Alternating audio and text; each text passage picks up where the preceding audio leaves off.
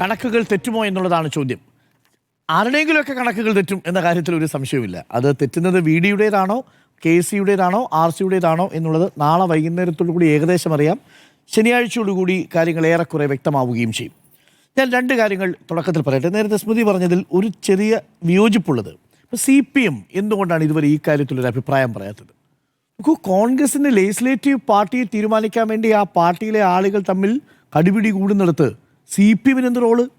CPM ഈ അയ്യപ്പനും കോശിയും സിനിമയിൽ പറയുന്നത് പോലെ ഇതിൽ നമ്മളില്ല എന്ന് പറഞ്ഞ് മാറി നിൽക്കുകയാണ്. CPM മാത്രമല്ല, കേരളത്തിൽ UDF-ന് വേണ്ടി വോട്ട് ചെയ്തവരും കോൺഗ്രസിന് വേണ്ടി വോട്ട് ചെയ്ത് 1960 ശേഷം 63 സീറ്റുകളിൽ വിജയിപ്പിച്ചവരും ഇപ്പോൾ മാറി നിന്ന് അല്പം അമ്പരപ്പോടുകൂടി ഇത് കണ്ടുകൊണ്ടിരിക്കുക. ടെലിവിഷൻ ക്യാമറകളും നമ്മളടക്കമുള്ള എല്ലാ മാധ്യമങ്ങളും ഇത് ഒരു വലിയ വാർത്താ വിഭവം കിട്ടിയ സന്തോഷത്തിൽ ഇത് സംപ്രേഷണം ചെയ്തുകൊണ്ടിരിക്കുക. LDF ആയിരുന്നു ഇപ്പോൾ അധികാരത്തിൽ വന്നിരുന്നതെങ്കിൽ ഇങ്ങനൊരു വിഷ്വല് കേരളത്തിൽ കിട്ടുമായിരുന്നു, തിരിച്ച് കിട്ടുമായിരുന്നു. കോൺഗ്രസിനുള്ളിലുള്ള എന്തുകൊണ്ട് പരാജയപ്പെട്ടു എന്നതിൻ്റെ പേരിൽ ഇതേ തരത്തിലുള്ള നീക്കങ്ങൾ ആ ക്യാമ്പിൽ നടക്കുമായിരുന്നു. CPM-ൽ എന്ത് നടക്കുമായിരുന്നു? പാർട്ടി തീരുമാനിക്കുന്നു, മുഖ്യമന്ത്രി വരുന്നു, മന്ത്രിസഭാ തീരുമാനമുണ്ടാവുന്നു, കൃത്യം രീതിയിൽ സത്യപ്രതിജ്ഞയും നടക്കുന്നു. ഇതാണ് ഇവിടെ നടക്കുന്നത്. ഇതൊന്നും പരാജയപ്പെട്ടു, പക്ഷേ 5-ാം ദിവസമാണ് പരാജയം സംബന്ധിച്ചുകൊണ്ടുള്ള അതങ്ങനെയാണല്ലോ. ഇന്നലെ CPM-ന്റെ സംസ്ഥാന സെക്രട്ടറിയേറ്റ് കഴിഞ്ഞതിന് ശേഷം അങ്ങനെയാണോ വേണ്ടത്? വളരെ അത് ആ പാർട്ടിയല്ലേ തീരുമാനിക്കുന്നത് സാർ. ആ പാർട്ടിയുടെ CPM സംസ്ഥാന സെക്രട്ടറിയേറ്റ് കഴിഞ്ഞ് മുഖ്യമന്ത്രി പിണറായി വിജയൻ വരുന്നു, സെക്രട്ടറിയേറ്റ് കഴിഞ്ഞ് പാർട്ടി സെക്രട്ടറിയും വിശദീകരിക്കുന്നു. വിശദീകരിച്ചതിലൊക്കെ നമുക്ക് വ്യത്യസ്ത അഭിപ്രായങ്ങളുണ്ടാവാം. പക്ഷേ ഒരു പാർട്ടിയുടെ ആഭ്യന്തര വിഷയമാണത്. ആ പാർട്ടിയുടെ ആഭ്യന്തര വിഷയത്തിൽ CPM-ന് ഇവരെ അഭിപ്രായം പറയാൻ പറ്റൂല. അത് CLP തീരുമാനിക്കുന്നതാണ്. CPM-നെ സംബന്ധിച്ച് VD വന്നാലും KC വന്നാലും RC വന്നാലും പ്രതിപക്ഷത്തിരിക്കുന്ന പാർട്ടിയാണ്. അതുകൊണ്ട് ഒരു കൺസെഷനും CPM-ന്റെ ഭാഗത്തുനിന്ന് ആരും പ്രതീക്ഷിക്കുന്നില്ല. പ്രചാരണ കാലത്ത് പക്ഷേ അങ്ങനെയല്ലായിരുന്നല്ലോ, ഒരു നേതാവിനെതിരെ മാത്രമായിരുന്നല്ലോ. അതാണ് ഞാൻ പറഞ്ഞത്. അങ്ങനെയല്ലേ, നിങ്ങൾ പ്രതിപക്ഷ നേതാവാണ് ആ തെരഞ്ഞെടുപ്പിൽ. അതുകൊണ്ട് മാത്രമല്ല നേതാവിനെ മാത്രം യാത്ര നടത്തിയത് VD സതീശനല്ലേ? അതുകൊണ്ട് സ്വാഭാവികമായും ആ യാത്രയിൽ യാത്രയാണോ പ്രശ്നം? ആ സർക്കാരിനെ കുറ്റം പറഞ്ഞുകൊണ്ടല്ലേ യാത്ര. അതുപോലെ സർക്കാർ സർക്കാരിനെ ബാക്കി ആരും കുറ്റം പറഞ്ഞിരുന്നില്ലേ? ആരാണ് ആ യാത്രയിൽ കുറ്റം മാത്രമേ എടുക്കുള്ളൂ? അങ്ങനെയാണല്ലോ. തെരഞ്ഞെടുപ്പ് പ്രചാരണത്തിൽ രമേശ് ചെന്നിത്തലയായാലും തെരഞ്ഞെടുപ്പ് പ്രചാരണത്തിൽ KC വേണുഗോപാലും സർക്കാരിനെതിരെയല്ലേ പറഞ്ഞുകൊണ്ടിരുന്നത്? പ്രതിപക്ഷ നേതാവല്ലേ KC വേണുഗോപാലാണോ? അപ്പൊ പ്രതിപക്ഷ നേതാവിനെതിരെ മാത്രം പറയുന്ന ഒരു പ്രചാരണമാണ്. സർക്കാരിനെ കുറ്റം പറഞ്ഞു. അപ്പൊ തിരിച്ച് സർക്കാർ അതാ ഞാൻ ചോദിച്ചത്. സർക്കാരിനെതിരെ മറ്റു രണ്ട് നേതാക്കളും പറഞ്ഞിരുന്നു. അത് നിങ്ങൾക്ക് ആർക്കും കേൾക്കാൻ പറ്റില്ല. നേതാവിനെതിരെ മാത്രമേ പറഞ്ഞിട്ടുള്ളൂ. നിങ്ങൾ ഒരൊറ്റ നേതാവിനെ മാത്രമേ 2021 വരെ രമേശ് ചെന്നിത്തലയല്ലേ സർക്കാർ കുറ്റം പറഞ്ഞുകൊണ്ടിരുന്നത്? ആരും പ്രതിപക്ഷ നേതാവ് രമേശ് ചെന്നിത്തലയാ. ഇനിയിപ്പോൾ തിരിച്ചു വന്നാലും അങ്ങനെ പിണറായി വിജയനെ ആയിരിക്കും ഈ സർക്കാർ അറ്റാക്ക് ചെയ്യാൻ പോകുന്നത്. കാര്യം പിണറായി വിജയനാണ് പ്രതിപക്ഷ നേതാവെങ്കിൽ. അതങ്ങനെയാണ് സ്മൃതി. പക്ഷെ എനിക്ക് രണ്ടാമത്തെ വളരെ സ്വാഭാവികതയിൽ തോന്നും. എനിക്ക് അത്ര സ്വാഭാവികതയിൽ തോന്നിയിട്ടില്ല. അതിന്റെ കാരണം എനിക്ക് വളരെ വ്യക്തമാണെന്നേ. CPM എന്ന് പറയുന്ന പാർട്ടിക്ക് കോൺഗ്രസിന്റെ ലെജിസ്ലേറ്റീവ് പാർട്ടി നേതാവിനെ തീരുമാനിക്കുന്ന ഒരു വിഷയത്തിൽ ഒരു അഭിപ്രായം പറയാൻ പറ്റുക? എങ്ങനെ പറയാൻ പറ്റും? അത് ആ പാർട്ടിയുടെ ആഭ്യന്തര വിഷയമല്ലേ? ഞാൻ പറയുന്ന ആ ആഭ്യന്തര വിഷയത്തിൽ പ്രതികരിക്കണമെന്നല്ല അല്ല. ഇവിടെ രാജ്യസഭാ MP സ്ഥാനം രാജിവെച്ച് BJP-ക്ക് ഒഴിഞ്ഞുകൊടുത്തില്ലേ ഒരു നേതാവ് എന്ന് ആവർത്തിച്ച് പറഞ്ഞവർ അങ്ങനെ അടുത്തൊരു ഉപതെരഞ്ഞെടുപ്പിനെ കുറിച്ച് ഒരു തരത്തിലുള്ള ഞങ്ങൾ ഭരിക്കുന്നില്ലെങ്കിൽ ഇന്നയാൾ വന്നാൽ മതി എന്നൊരു ആലോചനയുണ്ട്. ആ ആലോചനയാണ് സംശയകരമെന്ന് പറഞ്ഞത്. അന്ന് CPM ഈ വിമർശനം ഉന്നയിച്ചപ്പോൾ കോൺഗ്രസ്സുകാരും CPM-നോടൊപ്പം നിന്നില്ലല്ലോ. സൗകര്യമില്ല CPM-ന് ഈ CLP-യിൽ നടക്കുന്ന അടിപിടിയിൽ ഒരു പക്ഷം ചേരാൻ. രണ്ടാമത്തെ ഒരു പ്രധാനപ്പെട്ട കാര്യം, ഈ മാത്യു കുഴൽനാടനുമായി ബന്ധപ്പെട്ട വിഷയത്തിൽ മാത്യു കുഴൽനാടൻ ഇന്ന് ലീഗ് പ്രവർത്തകരിൽ ചിലർ മാത്യു കുഴൽനാടനെതിരെ രംഗത്ത് വന്നിട്ടുണ്ട്. അത് വസ്തുതാപരമായ കാര്യം. സ്മൃതി അതിനകത്ത് അത് കേട്ടോ എന്നെനിക്കറിയില്ല. കേട്ടിട്ടുണ്ടാവാനാണ് സാധ്യത. ആ ബൈറ്റ് സ്മൃതി വായിക്കുന്ന സമയത്തും പ്ലേ ചെയ്യുന്നുണ്ടായിരുന്നു. ഞാൻ നിൽക്കുന്ന സമയത്താണ് അത് ലൈവായിട്ട് പ്ലേ ചെയ്യുന്നത്. എന്താ പറഞ്ഞിരിക്കുന്നത്? എന്താണ് ലീഗിനെ കുറിച്ച് അതിനകത്ത് മോശമായിട്ടൊരു കമന്റ് പറഞ്ഞിരിക്കുന്നത്? മാത്യു കുഴൽനാടൻ ഒരു വാക്കുകൊണ്ട് പോലും ലീഗ് പ്രവർത്തകരെ വേദനിപ്പിക്കുന്ന ഒരു സ്റ്റേറ്റ്മെൻറ്റ് നടത്തിയിട്ടില്ല. അത് ഞാൻ വെർബാറ്റം ഞാൻ വായിക്കാം. ഞാനത് കേട്ടതുകൊണ്ടാണ് പറയുന്നത്. ഞാൻ വാർത്ത വായിച്ചുകൊണ്ട് നിന്നപ്പോഴാണ് നിയമസഭാ കക്ഷി നേതാവായി മുസ്ലിം ലീഗിലെ നിയമസഭാ കക്ഷി നേതാവായി ആര് വരണം എന്ന് കോൺഗ്രസ് പറയുമോ? ഇതാണ് ചോദ്യം. മുസ്ലിം ലീഗിലെ നിയമസഭാ കക്ഷി നേതാവായി ആര് വരണമെന്ന് കോൺഗ്രസ് പറയുമോ? തൊട്ടടുത്ത വാചകത്തിൽ പറയുന്നുണ്ട് കേരള കോൺഗ്രസിൻ്റെ നിയമസഭാ കക്ഷി നേതാവായി ആര് വരണം എന്ന് കോൺഗ്രസ് പറയുമോ? ഇതിനകത്തൊക്കെ ഒരു അഭിപ്രായം, ഒരു മര്യാദയുണ്ട്, ഫോളോ ചെയ്യേണ്ട ഒരു പ്രോട്ടോക്കോൾ ഉണ്ട്, ഒരു ലക്ഷ്മണരേഖയുണ്ട്, ഒരു മുന്നണിയിലെ ഘടകകക്ഷികൾ പാലിക്കേണ്ട രാഷ്ട്രീയ മര്യാദയുണ്ട്. അതാത് പാർട്ടിയിലെ നിയമസഭാ കക്ഷി നേതാവിനെ തീരുമാനിക്കാനുള്ള അവകാശം അവർക്കാണ്. ഇത്രയുമാണ് പറഞ്ഞത്. സംസ്ഥാനത്തെ മുഖ്യമന്ത്രി ആര് എന്ന് പറയാനുള്ള അവകാശം ഇവിടുത്തെ ജനങ്ങൾക്ക് തെരുവിലിറങ്ങി പറയാൻ പറ്റുന്നത് പോലെ തന്നെ മുന്നണിയിലെ രണ്ടാം കക്ഷിക്കും അഭിപ്രായം പറയാം. മുസ്ലിം ലീഗിലെ നിയമസഭാ കക്ഷി നേതാവ് ഇന്നയാളാകണമെന്ന് കോൺഗ്രസ് പറയുമോ എന്ന ആ ചോദ്യം ചോദിക്കുമ്പോൾ വളരെ അങ്ങ് പറയുന്ന ഈ ടോണിലല്ല അത് അല്ല, ടോണതല്ല അങ്ങേക്കത് വളരെ പറഞ്ഞപ്പോ എല്ലാരും കൂടെ ബാധിച്ചു. അല്ല, ഒരു നിമിഷം ഞാനൊരു കാര്യം പറയാം. മുസ്ലിം ലീഗ് അല്ലെങ്കിൽ മറ്റൊരു പാർട്ടി ഇവർക്കെല്ലാം അഭിപ്രായം പറയാനുള്ള അവകാശമുണ്ട്. എപ്പോഴാണ് അവർ അഭിപ്രായം പറയുക? ഇത് കഴിഞ്ഞിട്ട് നിയമസഭാ കക്ഷി നേതാവിനെ തെരഞ്ഞെടുത്തതിന് ശേഷം ഒരു മുന്നണി യോഗം കൂടും. ആ മുന്നണി യോഗത്തിൽ നിങ്ങൾ തെരഞ്ഞെടുത്തിരിക്കുന്ന ഈ നിയമസഭാ കക്ഷി നേതാവിനെ ഞങ്ങൾക്ക് അംഗീകരിക്കാൻ പറ്റൂല എന്ന് പറയാനുള്ള അവകാശം ഇവർ പാർട്ടികൾക്കുണ്ട്. പക്ഷേ കോൺഗ്രസിന്റെ ഉള്ളിൽ ചർച്ചകൾ നടക്കുകയാണ്. നിയമസഭാ കക്ഷി നേതാവായി ആര് വരണം അത് തീരുമാനിക്കാനുള്ള എക്സ്ക്ലൂസീവ് റൈറ്റ് ആ പാർട്ടിക്ക് വേണം. അവിടെയാണ് ലീഗ് പറഞ്ഞല്ലോ അവസാനം അന്തിമമായി തീരുമാനിക്കുക ഹൈക്കമാൻഡ് ആണ്, പക്ഷേ ഞങ്ങൾക്കൊരു അഭിപ്രായമുണ്ട് എന്ന് പറയുന്നു. നോക്കൂ, മുസ്ലിം ലീഗ് മാത്രമല്ലേ, കേരള കോൺഗ്രസിന്റെ കാര്യവും പറഞ്ഞു. അതെങ്ങനെയാണ് മുസ്ലിം ലീഗിനെ മാത്രം കുറ്റപ്പെടുത്തുന്ന രീതിയിൽ ഒരു കാര്യമായി വ്യാഖ്യാനിക്കപ്പെടുകയും മാത്യു കുൽനാടനെതിരെയുള്ള ഒരു വലിയ പ്രതിഷേധമായി മാറുകയും ചെയ്തത്? ചെയ്യാൻ പാടില്ല. വസ്തുതാപരമായത് ശരിയല്ല. മാത്യു കുൽനാടനുമായി ഏതെങ്കിലും രാഷ്ട്രീയമായിട്ടോ ഏതെങ്കിലും പോലീസിന്റെ കാര്യത്തിലോ യോജിപ്പ് പല കാര്യങ്ങളിലുള്ള ആളല്ല ഞാൻ. പക്ഷേ ഈ വിഷയത്തിൽ മാത്യു കുൽനാടൻ പറഞ്ഞതിനകത്ത് വസ്തുതാപരമായി ഒരു തെറ്റുമില്ല. അതാണ് ഒരു കോൺഗ്രസ് പാർട്ടി പ്രവർത്തകൻ പറയേണ്ടത്. ശരി, എന്റെ പാർട്ടിയുടെ നിയമസഭാ കക്ഷി നേതാവിനെ തെരഞ്ഞെടുക്കുന്നത് എന്റെ പാർട്ടിയാണ്. അതിന്മേൽ മറ്റൊരു ഏതെങ്കിലും ഒരു പാർട്ടി ഏതെങ്കിലും ഒരു തരത്തിൽ അഭിപ്രായം പറയുന്നത് ശരിയല്ല. അതിൽ അദ്ദേഹം പിന്തുണയ്ക്കുന്ന നേതാവിനൊപ്പമല്ല ലീഗ് എന്നുള്ളതാണ് അദ്ദേഹത്തെ കൂടി പ്രതികരണം നടത്തിച്ചിരിക്കുന്നത്. അതാണ് അതിന്റെ പ്രധാനപ്പെട്ട കാര്യം. മുസ്ലിം ലീഗ് നാളെ ഉപമുഖ്യമന്ത്രിയായിട്ട് ഒരു പദം കൊടുക്കുകയാണെങ്കിൽ അത് ആരെ തീരുമാനിക്കണം എന്നുള്ളത് കോൺഗ്രസ് ഡിക്റ്റേറ്റ് ചെയ്യരുത്. പകരം അത് മുസ്ലിം ലീഗിലെ MLA-മാർ തീരുമാനിക്കേണ്ട എക്സ്ക്ലൂസീവ് വിഷയമാണ്. അതാണ് ഒരു മുന്നണി രാഷ്ട്രീയത്തിന്റെ മര്യാദ. അതിനെക്കുറിച്ചാണ് ഓർമ്മിപ്പിച്ചത്. മാധുന് എന്തോ പറയാനുണ്ട്. അല്ല, മാത്യു കുഴൽനാടൻ ഈ പറയുന്ന ചേരിപ്പോരിൽ ഒരു ചേരിയിൽ നിൽക്കുന്ന ഒരാളാണ്. അതുകൊണ്ട് VD സതീശൻ അനുകൂലമായ ഒരു നിലപാടാണ് ലീഗിന്റെ ഭാഗത്തു നിന്നുണ്ടായത് എന്ന ഒരു ആരോപണമാണ് ഉള്ളത്. സ്വാഭാവികമായും അദ്ദേഹത്തിന്റെ വിമർശനം വളരെ സ്വാഭാവികമായോ അല്ലെങ്കിൽ പാർട്ടിയുടെ ആഭ്യന്തര കാര്യങ്ങളിലേക്ക് കടന്നതുകൊണ്ടോ മാത്രമാണെന്ന് വിചാരിക്കാൻ കഴിയുന്ന സാഹചര്യത്തിനപ്പുറത്ത് സ്വന്തം ഗ്രൂപ്പിന്റെ താല്പര്യത്തിന് വിരുദ്ധമായി വന്നൊരു അഭിപ്രായത്തെ ചെറുക്കാനുള്ള വ്യഗ്രത അതിൽ പ്രകടമാവട്ടെ. പക്ഷേ ഇതിൽ രാഷ്ട്രീയ ശരി ആരുടെ ഭാഗത്താ? അത് ശരിയാണ്. ഒരു മിനിറ്റ്, അല്ല, ഞാൻ ഇത്രേ പറഞ്ഞുള്ളൂ. അപ്പൊ രാഷ്ട്രീയ ശരി മാത്യു കുൽനാടന്റെ പക്ഷത്താണെന്ന വാദം മാധു അംഗീകരിച്ചു. Thank you. അല്ല, അങ്ങനെയല്ല ഞാൻ പറഞ്ഞത്. അത് മാത്യു കുഴൽനാട് പറയാൻ കഴിയും. അതുപോലെ തന്നെ അതിലെ പൂർണ്ണ നിഷ്കളങ്കത എന്നത് ആരോപിക്കണം.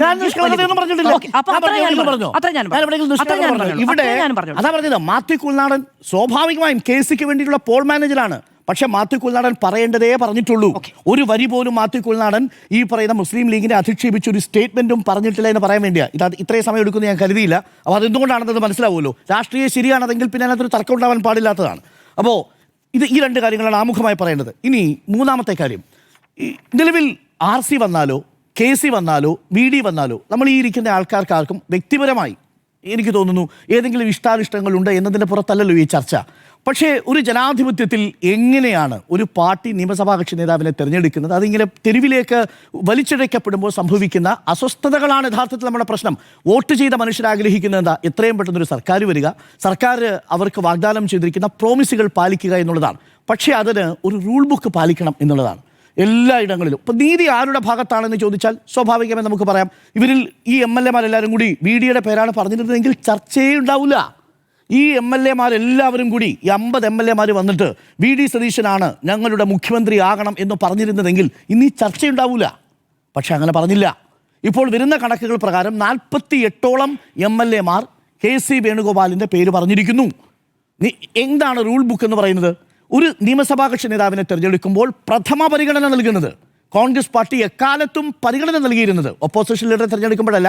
ഒരു തെരഞ്ഞെടുപ്പ് കഴിഞ്ഞ് അധികാരത്തിലേക്ക് മുഖ്യമന്ത്രിയെ തീരുമാനിക്കുന്ന ഒരു CLP തിരഞ്ഞെടുപ്പ് നടക്കുമ്പോൾ എല്ലാ കാലത്തും എവിടെയും കോൺഗ്രസ് ഉപയോഗിച്ചിരുന്നൊരു പ്രോട്ടോക്കോൾ ഉണ്ട്. ആ പ്രോട്ടോക്കോൾ എന്ന് പറയുന്ന ഒരു റൂൾ ബുക്കിൻ്റെ അടിസ്ഥാനത്തിലാണ്. അത് തെറ്റിയാൽ വലിയ കുഴപ്പങ്ങളുണ്ടാവും. എന്താ കുഴപ്പം? ഇപ്പോൾ MLA-മാരുടെ കാര്യത്തിൽ ഭൂരിപക്ഷം ഇല്ലാത്ത ഒരാളെ നിങ്ങൾ പ്രതിഷ്ഠിക്കുന്നുവെന്ന് കരുതുക. എന്തായിരിക്കും അവിടെ സംഭവിക്കാൻ പോവുക? ഈ ഗ്രൂപ്പ് വൈരത്തിനിടയിൽ അവിടെ വരുന്ന സബ്മിഷനുകളുടെ കാര്യത്തിൽ, അവിടെ വരുന്ന അവിശ്വാസ പ്രമേയത്തിൻ്റെ കാര്യത്തിൽ എന്തായിരിക്കും അവിടെ സംഭവിക്കുക? ഇനി ഇതൊന്നും വേണ്ട, നമ്മുടെ മുന്നിൽ എക്സാമ്പിൾസ് ഇല്ല. ഇതല്ലാതെ വേറൊരാളെ അതാണ് ഞാൻ വ്യക്തമായി പറഞ്ഞത്. ഓപ്പോസിഷനിലുള്ള തിരഞ്ഞെടുക്കുന്ന കാര്യത്തിൽ രണ്ടും രണ്ടിലാണ്. ഞാൻ പറയാം എന്താണെന്ന്. ഇത് പറഞ്ഞിട്ട് ഞാൻ പറയാം. രാജസ്ഥാനിലേക്ക് നോക്കൂ. രാജസ്ഥാനിൽ അശോക് ഗെഹ്ലോട്ട് നേരത്തെ പറഞ്ഞതുപോലെ ഓർഗനൈസിംഗ് സെക്രട്ടറി സ്ഥാനത്തിരുന്നുകൊണ്ടാണല്ലോ തെരഞ്ഞെടുപ്പിനെ നേരിടുന്നതും മുഖ്യമന്ത്രിയാകാൻ പോകുന്നതും. അന്ന് 2019 പോകുന്ന സമയത്ത് അശോക് ഗെഹ്ലോട്ടിനോടൊപ്പം 102 MLA-മാരുണ്ടായിരുന്നു. സച്ചിൻ പൈലറ്റിനോടൊപ്പം അത്ര MLA-മാരില്ല.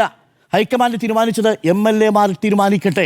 നമ്പർ ഓഫ് MLA കൂടുതൽ ആർക്കാ? അവിടെ അശോക് ഗെഹ്ലോട്ടിനാണ്. അശോക് ഗെഹ്ലോട്ടായി. എന്നിട്ട് എന്ത് സംഭവിച്ചെന്ന് കൂടെ പറയണം. ഇനി സച്ചിൻ പൈലറ്റ് ആണെങ്കിൽ സംഭവിക്കില്ലേ? ഇല്ല, സംഭവിക്കില്ല. അതായത് ജനത്തിൽ അല്ല, അതാണ് പറഞ്ഞത്, പ്രചാരണം ഏറ്റെടുത്തുകൊണ്ട് ജനങ്ങൾ അതിൽ ഊർജ്ജസ്വലരായി ആ പ്രസംഗം കേട്ട്, ആ പ്രതികരണം കേട്ട്, ആ പ്രതീക്ഷ വെച്ച് വോട്ടിട്ടവരെ പറ്റിക്കാൻ പറ്റില്ല. ആ സർക്കാരിൽ നോക്കൂ, ഈ പിണറായി സർക്കാർ പോലെ തന്നെ രണ്ടാം പിണറായി സർക്കാരിൻ്റെതെന്ന് ഇപ്പോഴും ഞാൻ വിശ്വസിക്കുന്ന ഒരു പൊതുബോധത്തിലും ഞാൻ കീഴടങ്ങാൻ ഉദ്ദേശിക്കുന്നില്ല. തെരഞ്ഞെടുപ്പിന്റെ വിധി സത്യമാണെന്ന് ഞാൻ വിശ്വസിക്കുന്നു. അത് ശരിയാണ് എന്ന അഭിപ്രായവും എനിക്കില്ല. അത് അവിടെ നിൽക്കട്ടെ. രാഷ്ട്രീയ സത്യമാണ്. എൻ്റെ അഭിപ്രായം അതാണ്. എൻ്റെ പൊളിറ്റിക്കൽ പൊസിഷനും അത് തന്നെയാണ്. അല്ലാതെ എനിക്കൊരു വിട്ടുവീഴ്ചയില്ല. അശോക് ഗെഹ്ലോട്ടിൻ്റെ സർക്കാർ കഴിഞ്ഞ കേന്ദ്ര സർക്കാരുകളുടെ കാര്യത്തിൽ, സംസ്ഥാന സർക്കാരുകളിൽ രാജസ്ഥാൻ സർക്കാർ കണ്ട ഏറ്റവും മികച്ച സർക്കാരുകളിൽ ഒന്നായിരുന്നു അശോക് ഗെഹ്ലോട്ടിൻ്റെ സർക്കാർ. കേരളത്തിലടക്കമുള്ള പത്രങ്ങളിൽ വന്ന പരസ്യങ്ങളിൽ അവിടുത്തെ ആരോഗ്യ മേഖലയിൽ കൊണ്ടുവന്ന വിപ്ലവകരമായ മാറ്റങ്ങൾ കണ്ടതാ. എന്നിട്ടും അശോക് ഗെഹ്ലോട്ട് സർക്കാർ പരാജയപ്പെട്ടു പോയതിന് ഉത്തരവാദിത്വം അശോക് ഗെഹ്ലോട്ടിന് മാത്രം ഉത്തരവാദിത്തപ്പെട്ടതല്ല. അത് മനസ്സിലാക്കണമെന്ന്. രണ്ടാമത്തത്, മധ്യപ്രദേശിൽ കമൽനാഥും ജ്യോതിരാദിത്യ സിന്ധ്യയും തമ്മിലുള്ള പോര്. അവിടെ ആർക്കായിരുന്നു ഭൂരിപക്ഷം? ജ്യോതിരാദിത്യ സിന്ധ്യയുടെ കയ്യിൽ ആകെയുള്ളത് 30 MLA-മാർ.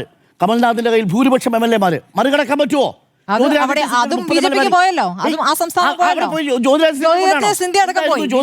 ഡിമാൻഡ്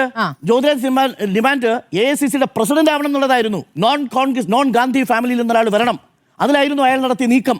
കമൽനാഥിനെ അവിടെ സ്റ്റേറ്റ് സെക്രട്ടറി സ്ഥാനത്ത് നിന്ന് മാറ്റം നടത്തിയ നീക്കമാണ് അയാളെ ഈ അവസ്ഥയിലേക്ക് എത്തിച്ചത്. ഇപ്പൊ എവിടെ ജ്യോതിരാദിത്യ സിന്ധ്യ? എവിടെ ജ്യോതിരാദിത്യ സിന്ധ്യ? BJP-യിലേക്ക് പോയ ജ്യോതിരാദിത്യ സിന്ധ്യയുടെ കയ്യിൽ ഈ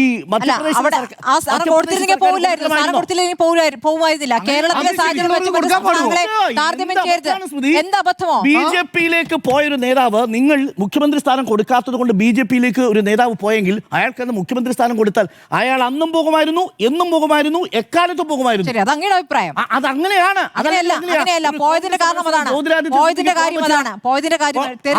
തെരഞ്ഞെടുപ്പിനെ നേരിടാൻ നിങ്ങൾ ഒരു യുവ നേതാവ് തെരഞ്ഞെടുപ്പിനെ നേരിടുന്നു. അപ്പോൾ ജനം വിചാരിക്കുന്നു ഈ നേതാവാണ് ഞങ്ങൾ പറയാൻ പോകുന്നത്. അങ്ങനെ വോട്ട് ചെയ്യുന്നു. ആ വോട്ട് ചെയ്ത് തെരഞ്ഞെടുപ്പ് ഫലം വരുമ്പോൾ ഞങ്ങൾ ജ്യോതിരാദിത്യ സിന്ധ്യ BJP-യിലേക്ക് പോകാൻ തീരുമാനിച്ചത് മുഖ്യമന്ത്രി സ്ഥാനം കിട്ടാത്തത് കൊണ്ടാണല്ലോ. ആ മുഖ്യമന്ത്രി സ്ഥാനം കിട്ടാത്തതിന്റെ പേരിൽ BJP-യിലേക്ക് പോകുന്ന ഒരാളെ കോൺഗ്രസിന് മുഖ്യമന്ത്രിയാക്കാൻ പറ്റുമോ? അത് നേരത്തെ പറഞ്ഞു, ഞാൻ BJP-യിലേക്ക് പോകുന്നു. അത് ശരി, വണ്ടർഫുൾ. അങ്ങയുടെ യുക്തികൾ വളരെ വ്യത്യസ്തമായ യുക്തികളാണ്. അങ്ങേക്ക് പറയാം, എന്റെ യുക്തി അതല്ല. അങ്ങയുടെ സിമ്പിളായ യുക്തികൾ പലപ്പോഴും അവസാനം എങ്ങനെ അവസാനിപ്പിച്ചു എന്ന് അറിയുന്നത് അങ്ങയുടെ യുക്തികളാണല്ലോ നമ്മൾ ഇത്രയും കാലം കേട്ടത്.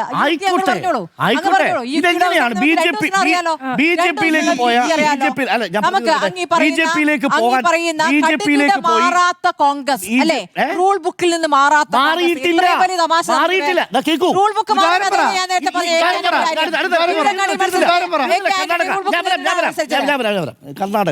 കർണാടകയുടെ കാര്യത്തിൽ എങ്ങനെയാ? കർണാടകയിൽ ആർക്കൊപ്പമായിരുന്നു MLA-മാർ? കർണാടകയിൽ പറയണത് 80-ലധികം MLA-മാരെ കൊണ്ടാണ് സിദ്ധരാമയ്യ വരുന്നത്. അവിടെ DK ശിവകുമാറിന് അത്ര MLA-മാരില്ല. എഡ്ജ് ഉണ്ടായിരുന്നത് ആർക്കാ? സിദ്ധരാമയ്യക്കാ. സിദ്ധരാമയ്യ തീരുമാനിച്ചു. ആരായിരുന്നു കർണാടകയുടെ തെരഞ്ഞെടുപ്പിന്റെ മുഖം? DK ശിവകുമാർ ആയിരുന്നില്ലേ? ആ കേന്ദ്രത്തോട് BJP-യുടെ പടവെട്ടി റിസോർട്ടിൽ നിന്ന് ആ രാത്രിക്ക് രാമാനം വലിയ പോരാട്ടം നടത്തി വന്ന മനുഷ്യനല്ലേ DK ശിവകുമാർ. DK ശിവകുമാറിനെ എന്തുകൊണ്ട് അവിടെ മുഖ്യമന്ത്രിയാക്കിയില്ല? സിമ്പിൾ. അങ്ങീ പറയുന്ന എല്ലാ ഉദാഹരണങ്ങളും അതിന്റെ പിന്നാലെ വന്നിരിക്കുന്ന റിസൾട്ട് എന്ന് പറയുന്നത് അങ്ങേയറ്റം പരാജയമാണ്. എങ്ങനെയാണ് ന്യായീകരിക്കുന്നത്?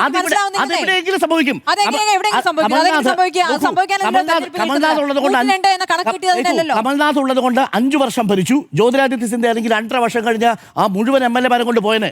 ജ്യോതിരാദിത്യ സിന്ധ്യ പോയത് ഒറ്റയ്ക്കല്ല, പോയത് 22 MLA-മാരെ കൊണ്ടാ. ആ ജ്യോതിരാദിത്യയുടെ കയ്യിൽ, ആ കള്ളന്റെ കയ്യിലാണോ ഈ മുഖ്യമന്ത്രി സ്ഥാനം കൊടുക്കുന്നത്? ജ്യോതിരാദിത്യ സിന്ധ്യ പിന്നീട് കള്ളനായി എന്നുള്ള കാര്യം ഞാൻ നോക്കൂ. അല്ല, അങ്ങേക്ക് മുമ്പ് അറിയാമായിരുന്നു.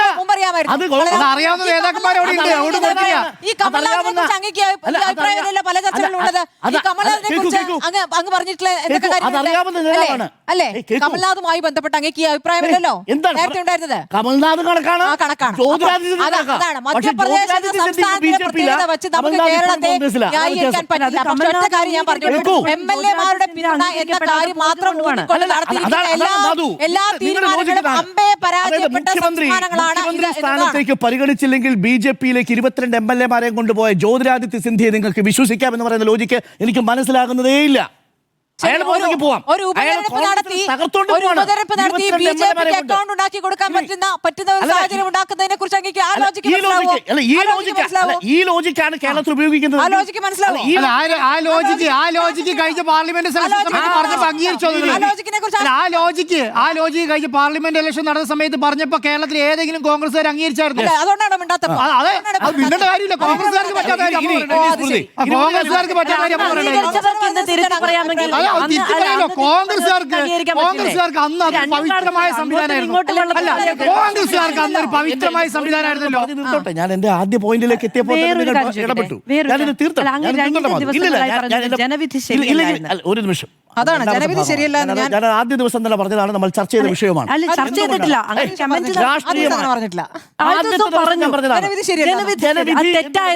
ശരിയല്ലെന്നല്ല, രാഷ്ട്രീയ എന്നുള്ളത് രാഷ്ട്രീയ ശരിയാകണമെന്നില്ല. തെരഞ്ഞെടുപ്പ് പരാജയം ഞാൻ അംഗീകരിക്കുന്നു, പക്ഷേ അത് ശരിയല്ല എന്നാണ്. തോറ്റു എന്ന് ബോധ്യപ്പെടുത്താനുള്ള സമരം നടത്തണം. തോറ്റു എന്നുള്ളത് രാഷ്ട്രീയ യാഥാർത്ഥ്യമാണ്, അത് ശരിയാകണമെന്നില്ല എപ്പോഴും. അങ്ങനാണെങ്കിൽ ആസാമിൽ കോൺഗ്രസ് വിചാരിക്കുന്നത് മാത്രം നമ്മൾ സമ്മതിച്ചേർന്നുണ്ടോ മാധു? അങ്ങനെയാണെങ്കിൽ കോൺഗ്രസിന്റെ തുടർ പരാജയവും ശരിയല്ല. മൂന്നാം വട്ടവും കോൺഗ്രസിന്റെ തുടർ പരാജയം നിങ്ങൾ ജയിക്കുമ്പോൾ മാത്രം ശരി, മറ്റുള്ളവർക്ക് ജയിക്കുമ്പോൾ തെറ്റ്. കോൺഗ്രസ് തോറ്റതും ശരിയല്ല. ആ രാഷ്ട്രീയ പാർട്ടി ചെയ്യുന്ന എല്ലാ കാര്യങ്ങളും ശരി, ഒരു പിഴവും വരുത്താത്തൊരു രാഷ്ട്രീയ പാർട്ടി പാർട്ടിയാണ് ശരി. ജനത്തിന്റെ ശരിയും തെറ്റും അളക്കാൻ നിൽക്കുന്നത്ര മൗഢ്യം എന്താണ്? ഞാനിത് പറഞ്ഞത് പോയിന്റ്. അപ്പോൾ റൂൾ ഓഫ് ലോയുടെ കാര്യത്തിൽ ഇതുവരെയും കീഴ്വഴക്കങ്ങൾ തെറ്റിയിട്ടില്ലെങ്കിൽ ആ ഭാഗത്ത് MLA-മാർ ഏറ്റവും കൂടുതൽ ആരുടെ പേര് നിർദ്ദേശിക്കുന്നു അവർ സ്വാഭാവികമായും മുഖ്യമന്ത്രിയാവണം. ആന്റണി തിരൂരങ്ങാടി ജയിച്ച കാര്യം ഞാൻ അങ്ങോട്ട് പറഞ്ഞല്ലോ. എന്താ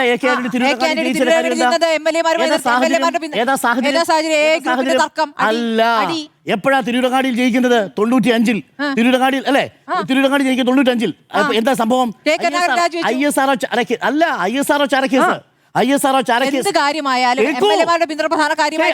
അന്ന് ആ ഗ്രൂപ്പിൽ പിന്തുണ ഉണ്ടായിരുന്നത് ആർക്കാണ്? A ഗ്രൂപ്പിന്റെ പിന്തുണ പൂർണ്ണമായിട്ടുണ്ടായിരുന്നത്. ചാണ്ടി അടക്കമുള്ളവര് ആരെ പിന്തുണച്ചത്? AK ആന്റണി. 95-ൽ അങ്ങനെയാണ് ഭൂരിപക്ഷത്തിൽ ജയിച്ചു വരിക. MLA-മാരുടെ ഭൂരിപക്ഷത്തിലെടുത്ത തീരുമാനമല്ല, ജനവികാരം മാനിച്ചായിരുന്നു. എന്ന മണ്ഡലം ലീഗ് ഒരുക്കി കൊടുക്കുകയാണ് ചെയ്തത്. എല്ലാവരും ഒരുക്കി കൊടുത്തു. ഒരു കോൺഗ്രസ് ഇതിൽ പറഞ്ഞില്ല. അവിടെ ആകെ പറഞ്ഞത് കർണാടക മാത്രം പിന്നിൽ നിന്ന് കുത്തി. അതാണ് കർണാടക പിന്നീട് പറഞ്ഞ സ്റ്റേറ്റ്മെന്റ്. അതവിടെ നിൽക്കട്ടെ. പക്ഷെ ആ സമയത്ത് മാറാതിരിക്കാൻ കഴിയില്ലായിരുന്നു. കാര്യം പിന്നീട് വിധി വന്നതും തെളിയിച്ചതല്ലേ എന്താണ് സംഭവിച്ചെന്നുള്ളത്. മുഖ്യം ഈ കരുണാകരൻ രാജിവെച്ച സമയത്ത് വേറെ ആരും ഉണ്ടായിരുന്നു ഏക്കനണി അല്ലാതെ? ഇനി അടുത്തത് ഇതിപ്പോൾ റൂൾ ബുക്കിന്റെ കാര്യത്തിൽ അങ്ങനെയാണ്. അപ്പോൾ ആ റൂൾ ബുക്കിനെ മറികടന്ന് കോൺഗ്രസിൽ ചെയ്യാൻ പറ്റും. അപ്പോൾ സ്മൃതി ചോദിച്ചൊരു കാര്യം, ഒപ്പോസിഷന്റെ കാര്യത്തിൽ എന്താ സംഭവിച്ചത്? ഓരോ തവണ ഒപ്പോസിഷൻ ലീഡറായി, ഒരു ടേമിൽ ഒപ്പോസിഷൻ ലീഡർ ആയതിനു ശേഷം അതിൽ പരാജയപ്പെട്ട് ഭരണം വീണ്ടും നഷ്ടപ്പെടുന്ന സാഹചര്യത്തിൽ ഒരു ക്രൈസിസ് മാനേജർ എന്ന നിലയിലാണ് ഇയാളെ കൊണ്ടുവരുന്നത്. അതുകൊണ്ടാണ് ഞാൻ പറഞ്ഞത്, ഭരണപക്ഷത്തിരിക്കുന്നവരിൽ ഒപ്പോസിഷൻ ലീഡറായി പലതവണ മാറ്റിയിട്ടുണ്ട് ആൾക്കാരെ. പല ഘട്ടങ്ങളിൽ പരാജയപ്പെടുമ്പോൾ PCC അധ്യക്ഷന്മാർ രാജിവെച്ച് പോയിട്ടുണ്ട്. അതതിൻ്റെ ഉത്തരവാദിത്വം ധാർമ്മികമായി ഏറ്റെടുക്കുക എന്നുള്ളതാണ് മര്യാദ. അതുകൊണ്ട് രണ്ടും നമുക്ക് കമ്പയർ ചെയ്യാൻ പറ്റില്ല. വിജയിച്ച് മുഖ്യമന്ത്രി പദത്തിലേക്ക് CLP പദത്തിലേക്ക് വരുന്നതും പരാജയപ്പെട്ട് ഒപ്പോസിഷൻ ലീഡറായിട്ട് CLP പദത്തിൽ വരുന്നതും രണ്ടും രണ്ടാണ്. ഇതാണ് രണ്ടാമത്തെ പ്രധാനപ്പെട്ട കാര്യം. അപ്പോൾ ലക്ഷ്മണരേഖ എന്ന് പറയുന്നത് വളരെ കൃത്യമായൊരു കാര്യമാണ്. ഇനി ഒരു കാര്യം കൂടി പറഞ്ഞ് ഞാൻ അവസാനിപ്പിക്കാം. ഇതെല്ലാം നമ്മൾ പറയുന്നുണ്ടല്ലോ. ഇപ്പോൾ ഈ KC അനുകൂലിക്കുന്ന ഒരു വിഭാഗത്തിൻ്റെതായിട്ടുള്ള ഒരു പോസ്റ്റൽ കണ്ട ഒരു വാചകമാണ്, അവനവന് വേണ്ടി പാർട്ടിയെ സ്നേഹിക്കുകയും അല്ലാത്തപ്പോൾ പാർട്ടിയെ തകർക്കാൻ നോക്കുകയും ചെയ്യുന്നത് കാണുമ്പോൾ ഇതൊക്കെ ചിരി വരുന്നു എന്നാണ് പറയുന്നത്. ഉമ്മൻചാണ്ടി സർക്കാരിൻ്റെ 2016 അല്ലല്ല, അത് പറയാനുള്ള കാരണമുണ്ട്. അതിൻ്റെ എക്സാമ്പിളായിട്ട് പറയുന്നത് 2016 ഉമ്മൻചാണ്ടി അധികാരത്തിൽ നിന്ന് പോകുന്ന സമയത്ത് അന്ന് ഇതേ റിപ്പോർട്ടർ ഇരുന്ന അന്ന് നികേഷിൻ്റെ ഇന്ത്യ വിഷനിൽ വന്നിരുന്ന അവസാനത്തെ ക്യാബിനറ്റ് തീവെട്ടി റിപ്പോർട്ടറിൽ വന്നിരുന്നു പറഞ്ഞത് തീവെട്ടിക്കൊള്ള എന്ന് പറഞ്ഞൊരു നേതാവുണ്ട്. ആ നേതാവിൻ്റെ പേര് എന്താണെന്നറിയാമോ? VD സതീശൻ. ആരുടെ സർക്കാരിൻ്റെ? ഉമ്മൻചാണ്ടി സർക്കാരിൻ്റെ അവസാനത്തെ ക്യാബിനറ്റ് എടുത്ത തീരുമാനം തീവെട്ടിക്കൊള്ളയാണ് എന്നാണെന്ന് VD സതീശൻ പറഞ്ഞത്. അന്ന് സർക്കാരിനെ സംരക്ഷിക്കാനോ തുടർന്ന് അധികാരത്തിൽ വരുമെന്നോ പ്രതീക്ഷിച്ചാണോ ഈ പറയുന്ന വി ഡി സതീശൻ എന്ന് പറയുക? ഈ ഉമ്മൻചാണ്ടിക്കെതിരെ ഏറ്റവും അധികം പ്രവർത്തിച്ചിട്ടുള്ള ഒരു നേതാവ് കൂടി ഈ റേസിലുണ്ടല്ലോ. ഓ കേൾക്കൂ, രണ്ടാമത്തെ കാര്യം പറയാം. അതേക്കുറിച്ച് എനിക്ക് പറയാനില്ലേ? അല്ല ഉണ്ട്, അതാണ് എനിക്ക് പറയാൻ വരുന്നത്. ഈ സോളാർ കേസുമായി ബന്ധപ്പെട്ട വിഷയത്തിൽ മുഖ്യമന്ത്രിയുടെ ഓഫീസിന് ധാർമ്മിക ഉത്തരവാദിത്വമുണ്ടെന്ന് അന്ന് വീണ ജോർജ് എന്ന ഈ പിന്നീട് ഇന്ത്യ വിഷനിൽ നിന്ന് പോയ ഈ അന്ന് മാധ്യമപ്രവർത്തകയായ ഇപ്പോഴത്തെ മന്ത്രിയായിരുന്ന രാഷ്ട്രീയ പ്രവർത്തകയോട് പറഞ്ഞിട്ടുണ്ട്. എന്താ പറഞ്ഞത്? മുഖ്യമന്ത്രിയുടെ ഓഫീസിന് ധാർമ്മിക ഉത്തരവാദിത്വമുണ്ട്. സോളാറിന്റെ വിഷയത്തിൽ കെ.ബി. ഗണേഷ് കുമാറിനെ കല്ലെറിയുമ്പോൾ ഈ പറയുന്ന വാചകങ്ങളൊക്കെ നമ്മുടെ ആർക്കൈവ്സിൽ ഇരിപ്പുണ്ട്. അതും കൂടി ഓർമ്മിക്കണമെന്നേ പറഞ്ഞുള്ളൂ. അങ്ങോട്ടേക്ക് കയറ്റിയതിലാണ് ധാർമ്മിക ഉത്തരവാദിത്വം, വേറെ ഒന്നും അല്ല പറഞ്ഞത്. ആയിക്കോട്ടെ, ഈ രണ്ട് വിഷയത്തിലും AICC അന്വേഷിച്ചുകൊണ്ടിരിക്കുകയാണ്. അധികാരത്തിൽ തുടരാൻ പറ്റില്ലെന്നാ പറഞ്ഞത് ആരാ? അവസാന സമയം ഈ സർക്കാരിനെ പ്രതിസന്ധിയിലാക്കിയത് ആരാ? അപ്പൊ സ്വന്തം ആവശ്യം വരുമ്പോ പാർട്ടിയുടെ ആവശ്യമാണോ? അത് ധാർമ്മികതയിലൂന്നിയുടെ നിലപാടല്ലേ? അതാണ് ധാർമ്മികത. ഒടുവിൽ എന്താ സംഭവിച്ചത്? ആ പാർട്ടിയിലെ മറ്റാരും തിരിയാതെ വരുന്ന സാഹചര്യത്തിൽ ഇവിടെ എന്താ സംഭവിച്ചത്? ഞാൻ ലൈംഗിക ആരോപണത്തെ കുറിച്ചല്ല പറയുന്നത്. രണ്ടാമത്തെ കാര്യം പറഞ്ഞത് ഉത്തരവാദിത്വം തീവെട്ടിക്കൊള്ള എന്ന് സർക്കാർ അടുത്ത ഇലക്ഷനെ നേരിടാൻ പോകുമ്പോൾ പാർട്ടിയെ പ്രതിസന്ധിയിലാക്കുന്ന സ്റ്റേറ്റ്മെന്റ് നടത്തിയ ആളാണോ? പാർട്ടിയുടെ ഈ കാര്യങ്ങളൊന്നും പരിഗണിക്കാതെയാണോ ഹൈക്കമാൻഡ് വി ഡി സതീശനെ പ്രതിപക്ഷ നേതാവാക്കിയത്? സഭയിലെ പ്രകടനത്തിനാണ് പ്രതിപക്ഷ നേതാവായി അപ്പോൾ ഈ പറയുന്ന സീനിയോറിറ്റി ഇല്ലാത്ത വി ഡി സതീശനെ സഭയിൽ ഇപ്പോൾ നിങ്ങൾ നന്നായി കമ്മ്യൂണിക്കേറ്റ് ചെയ്യുന്ന പാർട്ടിയുടെ കാര്യങ്ങൾ പറയാൻ പറ്റുന്ന ഭരണപക്ഷത്തെ വെള്ളം കുടിപ്പിക്കാൻ പറ്റുന്ന ഒരാൾ പ്രതിപക്ഷത്തേക്ക് വരുന്നു, പ്രതിപക്ഷ സ്ഥാനത്തേക്ക് വരുന്നു. അയാൾ തന്നെ ഭരണപക്ഷത്ത് മുഖ്യമന്ത്രിയാകണമെന്ന് നിർബന്ധമില്ല. എപ്പോഴാണെന്നറിയോ?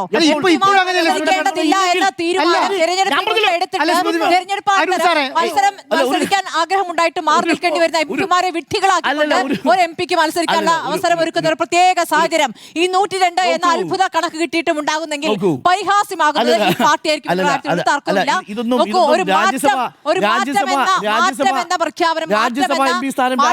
രൂപരേഖ ജനങ്ങൾക്ക് മുന്നിൽ വെച്ച ആ മാറ്റം പ്രതീക്ഷിച്ച് വോട്ട് ചെയ്തവരെ വിഡ്ഢികളാക്കിയാൽ ആ വിഡ്ഢികളാക്കിയവർക്ക് ആർക്കായാലും മറുപടി നൽകേണ്ടി വരും. ആ വിഡ്ഢികളാക്കിയവർക്ക് കൂടെ നിൽക്കുന്നവർക്ക് മറുപടി നൽകേണ്ടി വരും. സൗകര്യപൂർവ്വം നമുക്ക് കേസിയെ വേണമെങ്കിൽ ചെരുവാളി ഞാനിപ്പോ ചെളി പുതിയ ഇലക്ഷൻ വരാൻ പോകുന്നു.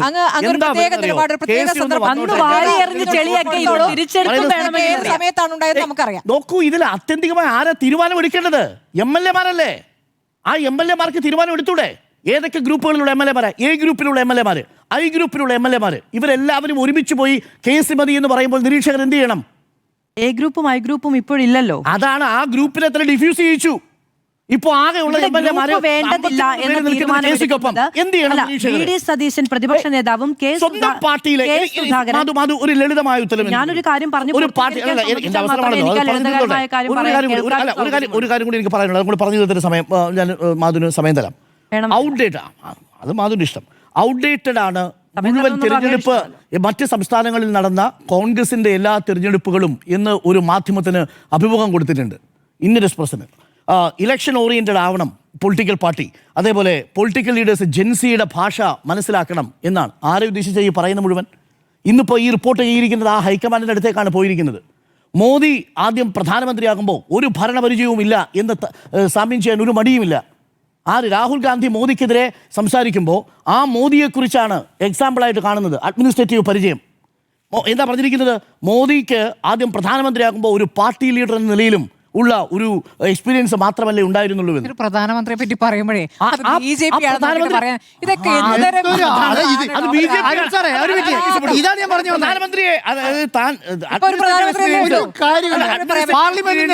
പറയുന്ന സമയത്ത് മോദിയെ കുറിച്ച് പറയുന്നതിൽ ഒന്നും തോന്നുന്നില്ലെങ്കിൽ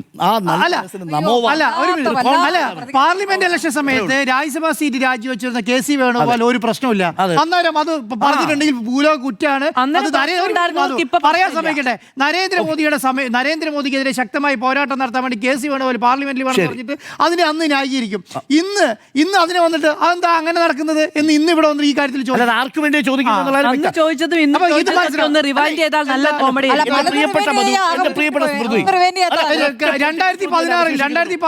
ഈ സമയത്ത് ആന്റോ അഗസ്റ്റിൻ ഒറ്റ ചോദ്യം അവശേഷിക്കുന്നുള്ളൂ. കോൺഗ്രസ് പാർട്ടിയിലെ ഭൂരിപക്ഷം MLA-മാരും KC-യെ പിന്തുണയ്ക്കുന്നു.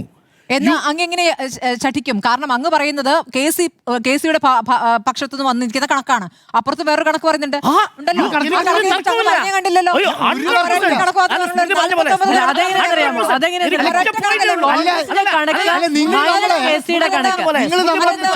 ആളാക്കണ്ട.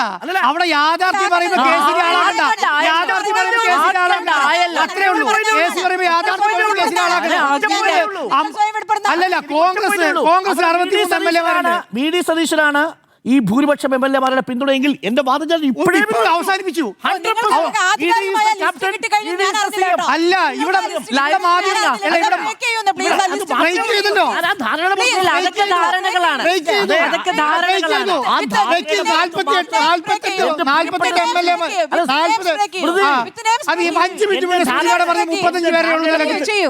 ധാരണയുടെ പുറത്ത് ഞാൻ പറഞ്ഞതാണ്.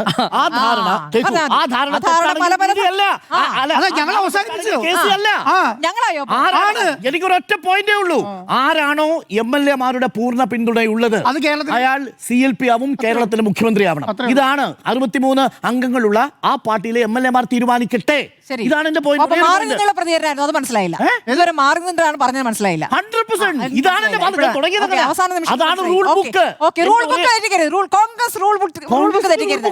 കോൺഗ്രസിന് എപ്പോഴും ഒരു റൂൾ ബുക്ക് ഉണ്ട്, അത് തെറ്റിക്കാറില്ല. ശരി, നമസ്കാരം. നിങ്ങൾ പറയൂ, മറിച്ചൊരു ഭാഗം പറയൂ. ഏത് സംസ്ഥാനത്താണ് ഇങ്ങനെ റൂൾ ബുക്ക് തെറ്റിച്ചുകൊണ്ട് മുഖ്യമന്ത്രി തീരുമാനം? അല്ലെങ്കിൽ കോൺഗ്രസ്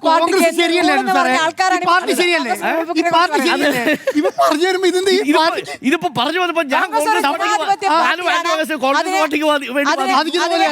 തെറ്റിച്ചു വരുന്ന പ്രതിഭാസത്തെ കുറിച്ച് ബാക്കി രണ്ടുപേരും വാദിക്കുന്നു. എനിക്ക് മനസ്സിലാവുന്നില്ല. ലോജിക്കേ പിടികിട്ടുന്നില്ല.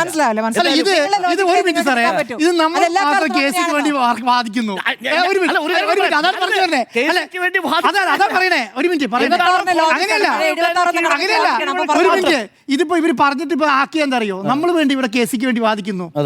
ഇവിടെ വേറെ ആർക്കും വേണ്ടി വാദിക്കുന്നില്ല എന്നുള്ളത് എനിക്ക് ആക്കണ്ട. അതാണ് പറയുന്നത്. ഒറ്റ കാര്യമുള്ളൂ.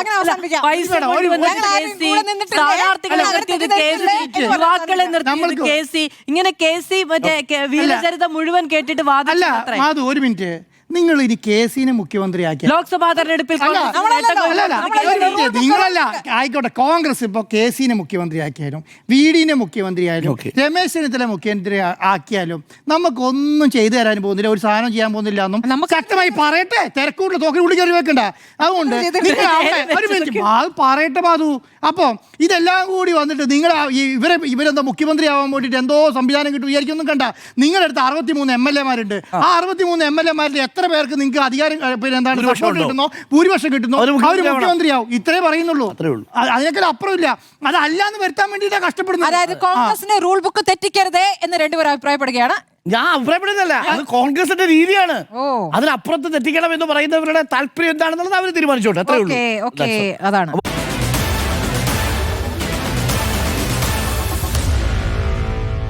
Meet the editors.